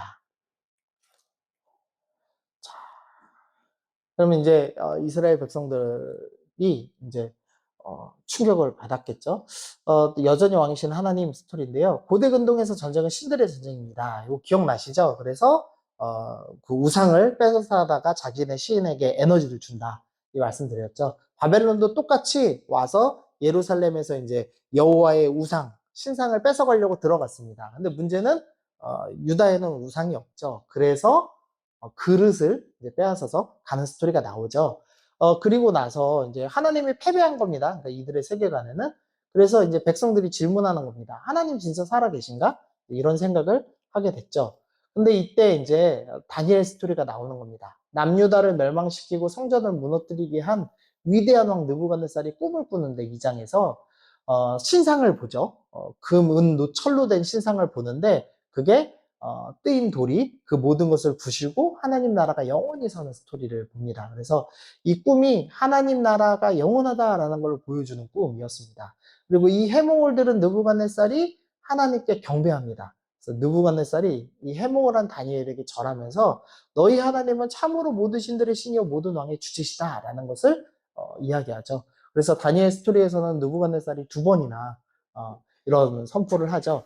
그래서 하나님이 진 게 아니라 우리가 우상 숭배했기 때문에 이런 일이 일어난 것이고, 하나님은 왕 중에 왕이셔서 가장 위대한 왕 느부갓네살에게도 경배를 받으시는구나, 이것을 보여주는, 진정한 왕은 하나님이시다를 보여주는 스토리가 이어집니다. 자, 그 다음에 이제 귀한 스토리인데요. 새 언약에 대해서 이제 우리가 봐야 됩니다. 북이스라엘과 남유다 모두 하나님과 맺은 결혼 언약을 깨뜨려 버렸습니다. 우리가 이 말씀 통해 확인하셨죠. 내가 이스라엘 집과 유다의 집에 새 언약을 할 건데, 그 이유는 남편이 되었어도 언약을 깨뜨렸다, 결혼이 깨졌습니다 라고 하셨죠. 근데 하나님께서는 다시 새 언약을 맺겠다라고 약속하셨습니다. 그러니까 하나님이 너희가 나를 버렸지만 나는 포기하지 않고 다시 너네랑 결혼할 거야 라고 말씀을 하셨습니다. 그래서 새 언약이 맺어지면 어떻게 되냐, 돌 같은 마음이 제거되고 살처럼 부드러운 마음을 다시 주겠다라고 말씀하시고요. 그리고 나의 법을 그들에 두며 그들의 마음에 내가 기록하겠다라고 말씀하십니다. 그래서 성령께서 내주하셔서 직접 말씀을 마음에 기록하겠다라고 약속을 해 주셨죠. 그러니까 이스라엘은 스스로 이제 하나님을 온전히 섬길 수 없습니다. 그게 확실히 이제 북이스라엘도 실패하고 남유다도 실패했죠. 그래서 이들은 언약이 파괴되고 심판받았지만 하나님께서는 포기하지 않고 내가 다시 결혼할 거야. 근데 어떻게 결혼할 거냐? 니네 스스로는 정결해질 수 없으니까 내가 직접 너희의 돌 같은 마음을 부드럽게 하고 그 마음에다가 내가 직접 말씀을 새길 거야. 그리고 너네랑 결혼할 거야. 라는 약속을 주셨습니다. 그게 바로 새 언약이죠. 그리고 이것은 언제 약속이 이루어지냐면 오순절 성령 강림으로 이루어집니다. 그래서 오순절 성령 강림 이후로 어떤 사건이 있냐면 성령께서 우리 안에 내주하시죠. 내주하시면서 뭘 하시냐면 마음에다가 말씀을 새기는 일을 하고 계시는 겁니다. 그래서 사도행전 2장에서요. 이 2장 처음 부분에서 성령 강림이 일어났죠. 그리고 베드로가 설교합니다. 이스라엘 온 집은 확실히 알지니 너희가 십자가에 못 박은 이 예수를 하나님이 주와 그리스도가 되게 하셨느니라 하니라. 37절에서 그들이 이 말을 듣고 마음에 찔려 베드로와 다른 사도들에게 물어 이르되 형제들아 우리가 어찌할꼬. 이 말씀이 되게 이상한 겁니다. 왜냐하면은 예수님이 3년 반 동안 얼마나 많은 기적을 일으키셨어요. 선지자가 400년 동안 없던 나라에 엄청난 기적, 죽은 자가 살아나고 5천 명이 먹는 기적을 봤습니다. 근데도 이들이 마음이 돌처럼 굳어서 안 믿었는데 지금 성령께서 임재하시자마자 이 베드로의 설교, 예수님에 비하면 형편없는 설교였을 때인데도 불구하고 이들이 마음에 찔려합니다. 그리고 회개합니다. 그러니까 선지자들을 통해 약속하셨던 그 새 언약, 돌 같은 마음을 제거하고 말씀에 새기시는 그 성령의 역사가 오순절 성령 강림 때부터 시작되었다라고 성경이 설명을 하고 있는 겁니다. 그래서 이제부터는 새 언약을 맺을 거야. 그리고 지금 우리는 새 언약을 이미 맺으신 상태에서 살고 있는 거죠. 그래서 성령께서 내주하고 계시는 거죠. 자, 여호와의 종을 좀 이해해야 되는데요. 선지자들이 여호와의 종을 예언했습니다. 이 여호와의 종은 어떤 분이냐? 마음이 상하고 포로된 신부들을 고치고 자유케 하는 분으로 등장합니다. 그래서 대표적인 말씀이 이사야서 61장이죠. 여호와께서 내게 기름 부으사 여호와의 종에게 기름 부으십니다. 그래서 여호와의 종이 가난한 자에게 아름다운 소식을 전하고 마음이 상한 자를 고치고 포로된 자를 자유케 하고 갇힌 자를 놓게 하시는 분. 하나님께서 새 언약 맺기 위해서 여호와의 종을 보낼 거야 라는 말씀을 하셨다는 겁니다. 그래서 이스라엘을 다시 아내로 맞아주실 것이다 라고 말씀을 하십니다. 예수님께서는요, 이 누가복음 말씀을 통해서 이 이사야서의 글을 다 읽고 나서 아까 그 가난한 자를 자유케 하는 그 모든 스토리를 읽고 나서 말씀하시는데 이 글이 오늘 너희에게 응했다. 이 말씀 응답됐다라고 말씀하십니다. 즉 내가 여호와의 종으로 너희에게 와서 너희를 풀어주는 역할을 하는 사람이다라고 예수님께서 말씀을 하시죠. 그래서 하나님께서는 이제 이스라엘을 이제 다시 아내로 맞아주시는 스토리가 예수님으로부터 시작되는 겁니다. 그래서 이사야가 이렇게 예언했습니다. 다시는 너를 버림받은 자라 부르지 않을 거다. 그러니까 너가 예전에는 버림받고 갇힌 자였지만 내가 새 언약 맺고 너랑 다시 결혼할 거야. 이 말씀하시는 거죠. 내 땅을 황무지라 부르지 아니하고 오직 너를 헵시바라 내 땅을 풀려라 할 거다. 이게 이제 원어 그대로 써져 있어서요. 좀 이해가 안 되는데 새 번역에서 보면은 너를 다시 너의 땅을 일컬어 버림받은 아내라고 하지 않을 것이다. 오직 너를 하나님께서 좋아하시는 여인 퓰라라고 부를 것이다. 내 땅을 결혼한 여인이라고 부를 것이다. 주님께서 너를 좋아하시며 내 땅을 아내로 만드시는 신랑과 같이 되실 것이기 때문이다. 하나님께서 내가 여호와의 종 보내서 너희를 풀어주고 너희랑 결혼할 거야 라고 선지자들을 통해 이미 약속하셨습니다. 그리고 그 약속이 예수님 이후에 오순절 성령 강림과 함께 일어나는 거죠. 그래서 새 언약의 시대라고 지금 우리가 부르는 겁니다. 근데 이제 문제가 하나 있습니다. 여호와의 종이신 예수님이 먼저 하실 일은 죄 문제 해결입니다. 왜냐하면 거룩하신 하나님과 죄인과 만날 수 없었죠. 그래서 이 죄인의 죄가 해결돼야지만 결혼할 수가 있었습니다. 기억나시죠? 그러니까 하나님과 백성이 직접 만나면 어떻게 되죠? 죽습니다. 그래서 중간에 항상 누굴 두고 있었죠, 지금? 중재자로 제사장들을 두고 있었죠. 그리고 대표적으로 이스라엘이 처음 시내산에서 언약 맺을 때는 하나님과 백성 사이에 모세라는 중재자, 중보자를 두고 있었습니다. 그래서 하나님께서 새 언약을 맺으실 때 하나님과 백성 사이에 예수님이라는 좀 중재자라서 새 언약의 중재자를 놓으시는 겁니다. 이해되셨죠? 신의 산 언약의 중재자는 모세인 것처럼. 자, 그러면은 이 결혼 언약할 때 죄인이었던 신부 이스라엘이 정결케 됐던 사건이 하나 있습니다. 중요하다고 했는데 기억나시나요?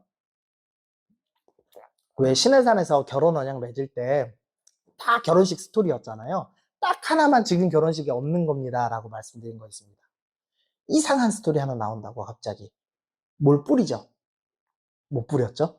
신의 산에서 결혼식 다 하고 하나님 입장하고 신부 입장하고 막 언약 낭독 다 하고 그 다음에 뭐 있었냐면 피 뿌림 예식이 있었습니다. 피 뿌림 예식. 이 피 뿌린다는 게 뭐죠? 정결케 한다. 그래서 피 뿌림 예식 이후에 어떤 일이 있었냐면 장로들이 하나님 앞에 가서 먹고 마시는 스토리가 나오죠. 원래는 하나님 앞에 못 나가니까. 그래서 피 뿌림이 있어야지만 결혼할 수 있는 겁니다. 그러니까 신의 산 언약에서 핏부림이 있은 뒤에 이스라엘 백성이 하나님과 결혼하고 하나님 만났죠. 그러면 이제 하나님께서 다시 언약을 맺습니다. 다시 결혼하실 겁니다. 근데 이번에 또 하나님과 백성들에게 결혼을 하려면 만나려면 핏부림이란 정결 예식이 있어야 돼요. 그럼 이걸 지금 새 언약에서는 어떻게 일어나는 거죠? 예수님 시대에서 예수님께서 십자가의 피를 흘리심으로써 우리가 새 언약을 맺는 겁니다. 그래서 십자가의 피가 중요한 거죠. 그래서 우리가 성찬 때마다 피를 기념하죠. 이해 되셨죠? 피 뿌림이 있어서 정결케 됐기 때문에 성령께서 내주하시는 겁니다. 피 뿌림 없이 내주하시면 어떻게 되죠? 우리 죽습니다. 하나님 못 만납니다. 그래서 내주하셔서 우리의 돌같은 마음을 부드럽게 하시고 말씀을 마음에 새기시는 지금 새 언약의 시대에 우리가 살고 있는 겁니다. 근데 이제 문제가 있는데요. 이 여호와의 종에 대한 이 선지자들의 예언에 이 이스라엘 백성들이 이해하기 어려운 게 있습니다. 뭐냐면 여호와의 종은 이사야서 61장 우리가 읽은 것에서처럼 마음이 상한 자를 고치고 포로된 자를 자유케 하는 구원을 베푸는 메시아입니다. 힘이 있고 능력이 있는 왕이죠. 여호와의 종은. 근데 동시에 어떤 모습이 나오냐면 이사야 선지자가 또 뭐라고 얘기하냐면 그 여호와의 종이 찔린다고 이야기하는 겁니다. 아니 갇힌 자를 풀어주고 자유케 하는 능력의 왕인 동시에 고난받고 찔림받는 왕이 여호와의 종이다라고 설명하는 겁니다. 이 두 간격을 이해를 못하는 거죠. 그래서 이스라엘 사람들은 메시아를 이해해서 이 여호와의 종을 온전히 이해하지 못하고 군사적으로 구원하는 왕으로서만 기억을 합니다.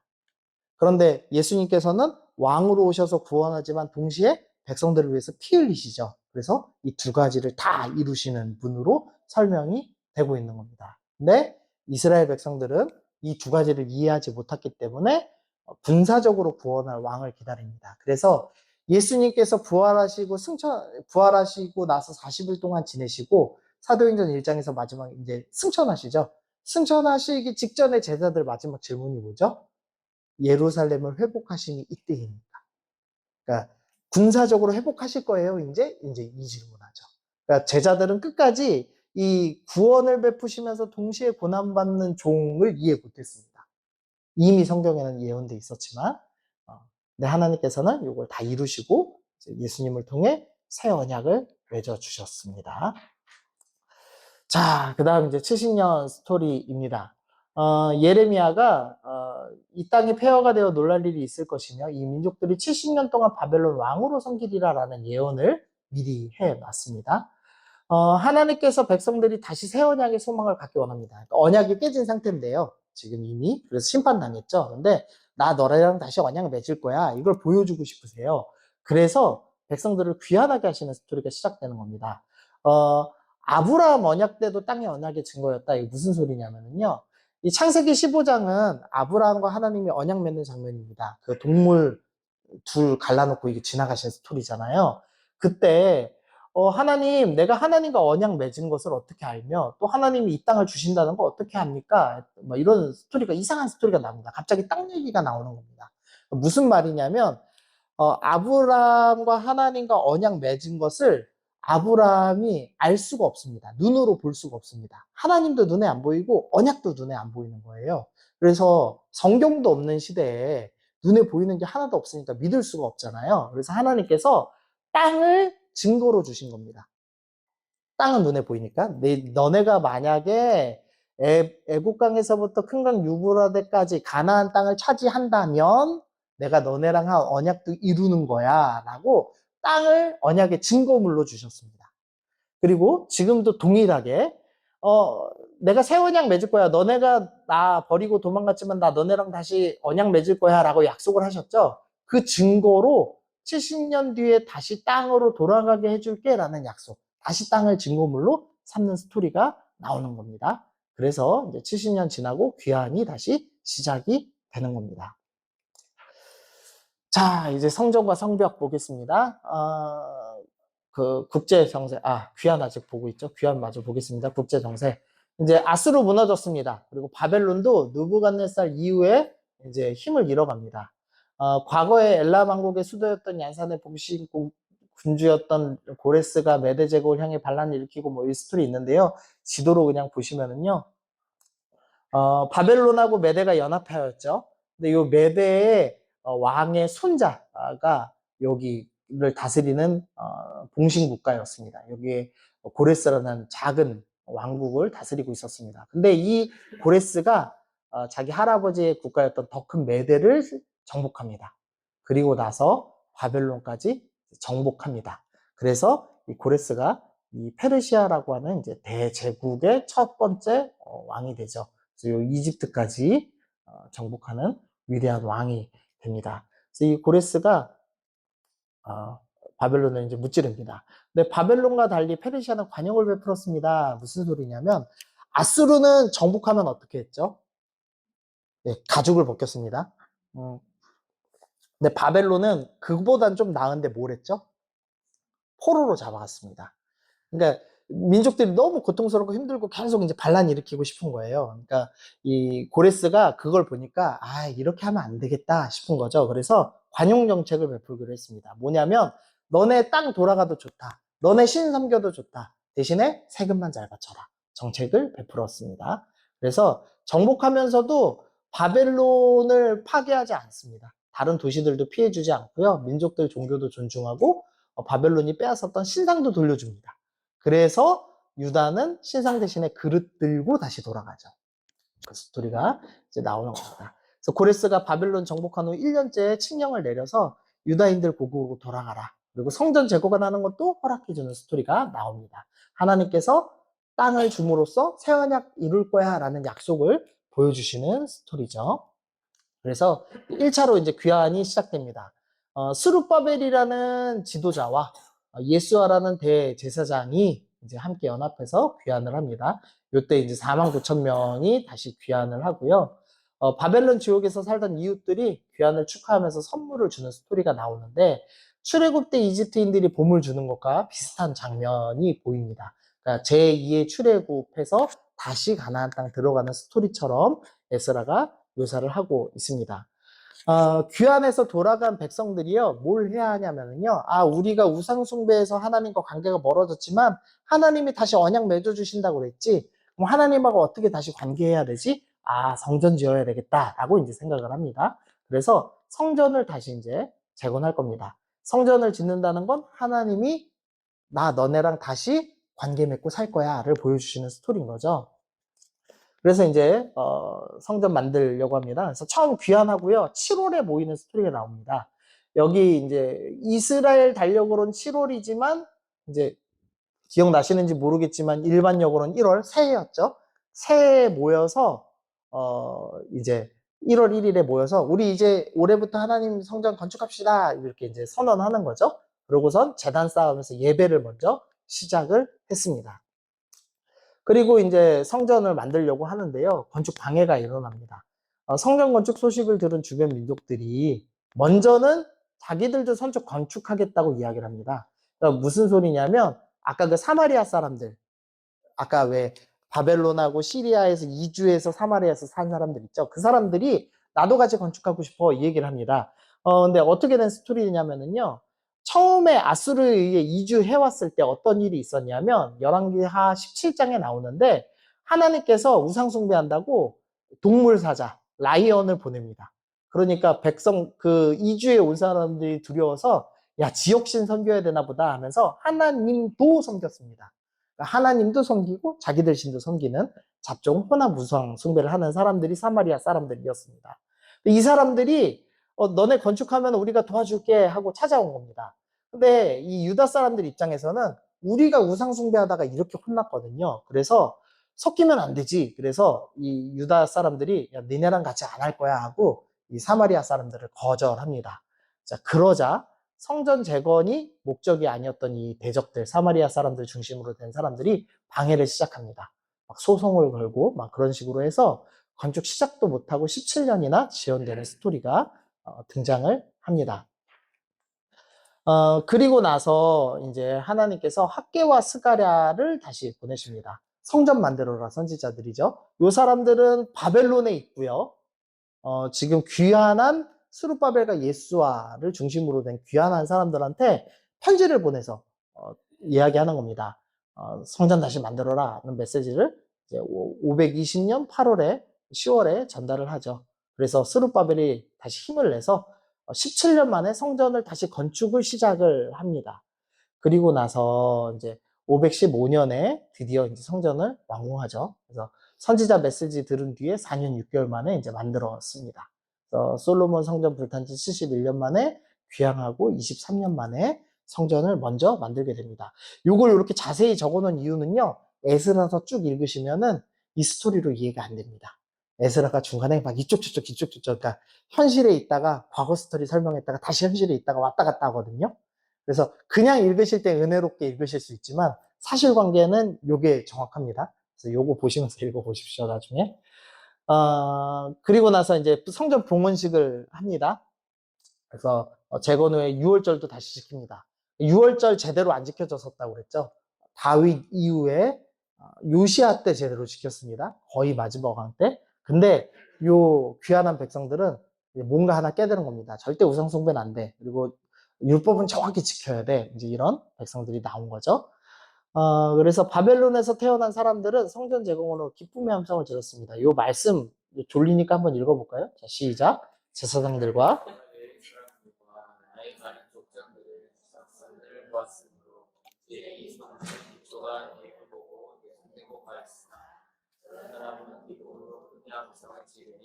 백성이 크게 외치는 소리가 들리므로 즐거이 부르는 소리와 공부하는 소리를 백성들이 분간하지 못하여. 되게 이상한 장면이죠. 나이 많은 사람들은 솔로몬 성전을 봤습니다. 그래서 성전 보고 웁니다. 네, 여러 사람들은 기쁨으로 크게 함성을 지르죠. 무슨 소리냐면 솔로몬 성전은 이랬습니다. 안에 금이 있었죠. 그리고 바깥에 돌과 백향목으로 지어진 어마어마한 규모였습니다. 그러니까 물론 이제 히스기야 이후에 금은 다 벗겼지만 그래도 백향목과 여러 좋은 재료로 만들었잖아요. 이걸 다 봤던 어른들은 이후에 만들어진 스룹바벨 성전은 이렇게 생겼습니다. 너무 초라한 거예요. 그러니까 우리가 하나님 안 섬겨서 이렇게 처참한 데서 예배를 드리다니 하면서 뻥뻥 우는 거고, 바벨론에서 성전을 단 한 번도 못 보던 사람들은 야 우리가 이제 드디어 하나님 성전을 지었어 하고 기뻐하는 게 이렇게 섞여 있는 장면입니다. 정말 비참한 장면인 거죠. 자, 그리고 나서 이제 2차 귀환입니다. 성전 재건 후에 60년 뒤에 2차 귀환입니다. 요때 에스라가 같이 귀환합니다. 그냥 성경 읽으면 에스라가 귀환해서 같이 성전 만든 것처럼 읽혀질 거예요. 에스라는 60년 뒤에 옵니다. 근데 이 에스라는 학자입니다. 이 학자라는 것은요, 페르시아의 좀 높은 직책입니다. 한 유대인들 업무를 전담하는 장관 정도로 추측을 하고 있습니다. 근데 이 에스라는 대제사장 가문 출신, 그리고 모세 율법에 익숙한 사람이었습니다. 요시아가 제사장제도 개혁해서 제사장들이 교육을 받고 준비를 했고요. 그래서 에스겔이 포로 시대 때 이 영적인 지도자 역할을 했고, 에스라가 이제 귀환해서 영적인 지도자 역할을 하는 겁니다. 그래서 모세가 율법을 가르쳤듯이 귀환해서는 에스라가 율법을 가르칠 겁니다. 그래서 에스라가 유다 중심의 역사인 역대상, 역대하, 에스라, 느헤미야서를 이제 기록을 할 겁니다. 그래서 제2의 모세라는 별명을 갖고 있는 사람이죠. 그래서 에스라가 가서 이제 60년 만에 돌아갔습니다. 그러니까 예배는 드리고 있는데 뭐가 문제가 있느냐? 이들이 이방 족속과 다시 결혼하고 있는 겁니다. 이방 족속들이 이미 이게 귀환한 백성들보다 먼저 인프라가 다 갖춰져 있고 건물도 제대로 세운 데서 잘 살고 있으니까 지도자들이 이방 족속과 결혼을 했습니다. 근데 이거 심각한 문제였잖아요. 솔로몬 결혼 때문에 지금 이 지경까지 온 겁니다. 그러니까 에스라가 또 우상 섬기는 위험에 빠져 있는 백성들을 보고 기가 막히고 슬퍼서 옷을 찢고 머리털과 수염을 뜯으면서 괴로워합니다. 그래서 이것을 보고 이제 백성들이 함께 회개하기 시작합니다. 그리고 에스라의 말을 따라서 이방인 여인을 공동체로 내보내기로 결정합니다. 그러니까 우리 이렇게 결혼한 거 잘못이구나 하고서는 내보내기로 결정합니다. 그래서 이때 이제 총 111건의 이혼이 이루어진 것으로 나타나거든요. 근데 사실 에스라가 애통한 것에 비해서 이혼이 111건인 건 너무 적잖아요. 이게 이제 첫 번째 추측은 지도자 위주였을 것으로 추측이 되고요. 그 다음에 또 하나의 추측은 남편을 따라 개종한 사례도 분명히 있지 않았을까라고 생각됩니다. 왜냐하면 이스라엘도 이방인이지만 하나님 믿는 사람들은 다 포함됐었잖아요. 구속 역사에. 그래서 그런 사례도 있지 않았을까. 어쨌든 다시 섞이면 안 돼를 이제 분명하게 실천하기 시작했습니다. 그래서 관점 2를 회복하는 거죠. 그러니까 오자마자 성전 만들면서 하나님 왕이야. 관점 1을 회복하고 섞이지 말아야 돼. 관점 2 회복하는 스토리로 진행이 됩니다. 그리고 이제 3차 귀환으로 느헤미야가 옵니다. 페르시아 왕의 술 맡은 관원이었습니다. 이 술 맡은 관원이 왜 중요하냐면요. 페르시아 왕들의 죽는 제일 큰 이유 중에 하나가 독살입니다. 왕권 다툼이 너무 치열해가지고요. 그래서 술 맡은 관원이 먼저 술 먹고 그 다음에 왕에게 주는 겁니다. 그러니까 술 맡은 관원이 낮은 직책이 아니고요. 넘버 2입니다. 엄청 대단한 사람이죠. 근데 이 느헤미야가 이 높은 직책을 포기하고 자기의 성이 무너졌다, 성문도 불탔다는 소식을 듣고선 총독되게 해달라고 허락을 요청하죠. 그래서 12년간 와서 성벽을 재건하는 사역을 하는 겁니다. 왜 성벽을 만드냐?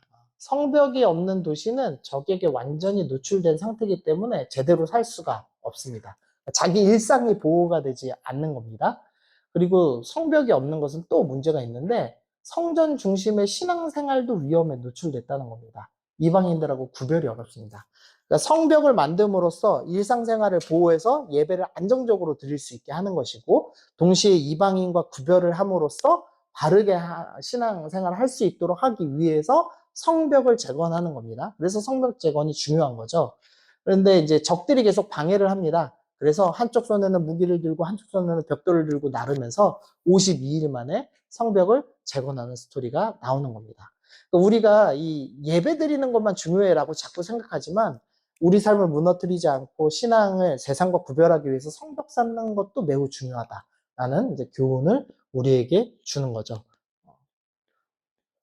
자, 그리고 나서 이제 성벽을 다 완성한 이후에 에스라 느헤미야가 공동사역을 합니다.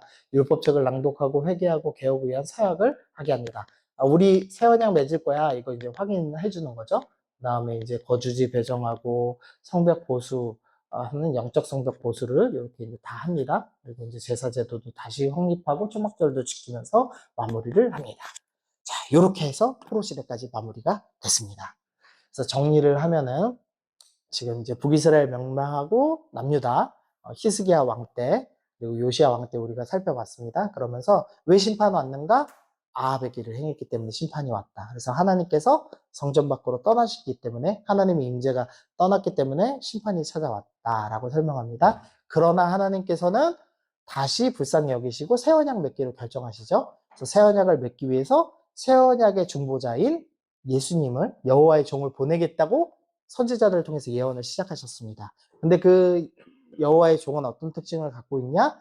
구원자지만 동시에 찔림당하는 사람이라고 설명을 하는 겁니다. 근데 이스라엘 사람들은 이해하지 못했지만 예수님께서 그런 왕으로 오셔서 우리를 대신해서 피 흘리심으로 우리 죄인은 하나님과 만날 수 없기 때문에 대신 피 흘림 당하심으로써 그 피 뿌려 주심으로써 우리는 거룩하게 되어서 하나님과 새 언약 맺는 백성이 되었다. 그리고 새 언약의 백성은 스스로 언약을 지켜나갈 힘이 없기 때문에 성령께서 직접 내주하셔서 돌 같은 우리의 마음을 제거하시고 부드럽게 하시고 말씀을 마음에 새기시는 일을 하신다. 그래서 지금 우리는 새 언약의 시대에서 성령께서 우리 마음에 말씀을 새겨놓는 그런 시대에 살고 있다라는 설명을 지금 성경이 하고 있는 겁니다.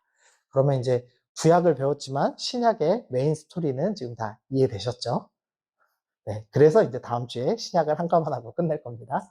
네, 저희 같이 이제 기도하고 마치실 건데요. 아, 이렇게 계속 심판 스토리들 보셨는데 어떤 느낌으로 보셨는지 모르겠습니다. 아, 하나님께서 이런 악한 사람도 포기하지 않으시고 여호와의 종을 보내신다라는 것을 좀 기억하시면서 하나님 나 같은 죄인 포기하지 않으시고 나를 끝까지 붙잡아 주시고 어, 나에게 성령을 보내셔서 우리 마음에 끝까지 말씀을 새겨주시는 그 은혜 너무 감사합니다. 라고 기도하시면 좋겠고요. 그리고 그래서 구원받은 백성들이 뭘 했냐면 성전을 만들면서 예배를 회복했고요.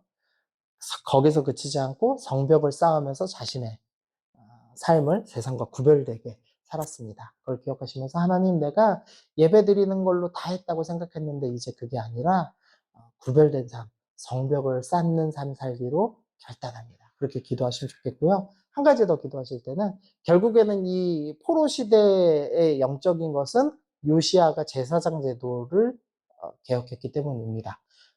우리가 다음 세대를 준비하게 되는 것이 중요하다고 우리 교회에서 늘 강조하지만 그것은 다음 세대가 말씀으로 일어날 수 있도록 우리가 준비해 놔야만 하는 거구나 라는 거죠. 그래서 하나님 우리 교회가 요시아의 개혁처럼 단순히 예배만 회복하는 것이 아니라 다음 세대가 말씀을 지속해서 먹을 수 있도록 준비하는 교회 되게 해주십시오. 또 우리 가정이 말씀이 멈추지 않고 지속되는 그런 은혜가 있게 해주십시오.